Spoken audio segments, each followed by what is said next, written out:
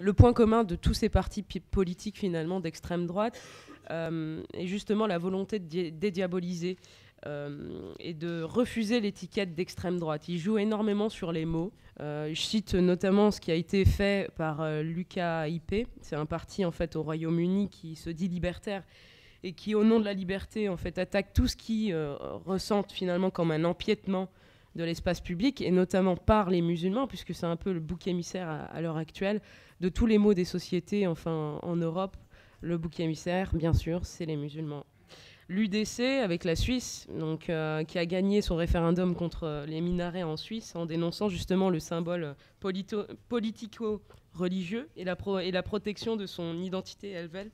En Norvège, 2 ans après l'horrible attentat commis par le fondamentaliste chrétien Breivik, le Parti du Progrès, le FRP, une formation bien sûr populiste et anti-immigrée, est entrée au gouvernement après 30 ans ou 40 ans d'existence. C'est quand même hallucinant.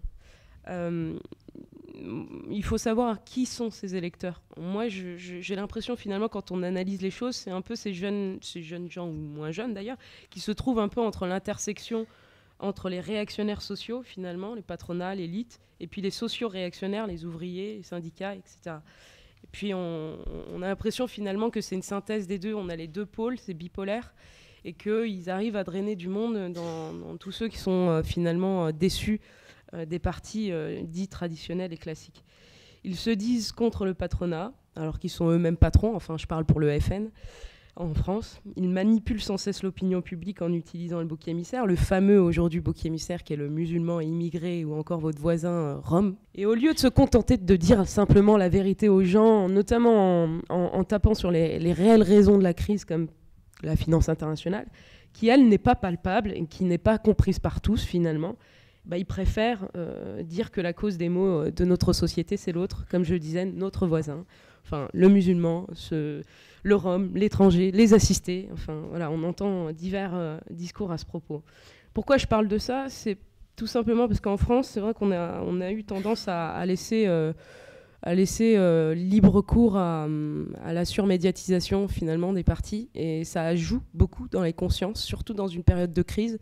Finalement, les discours simplistes, le bouc émissaire qui est plutôt palpable, ça parle quand même à une tranche de la population qui se sent démunie de tout et qui est parfois complètement finalement pas soutenue par les politiques actuelles.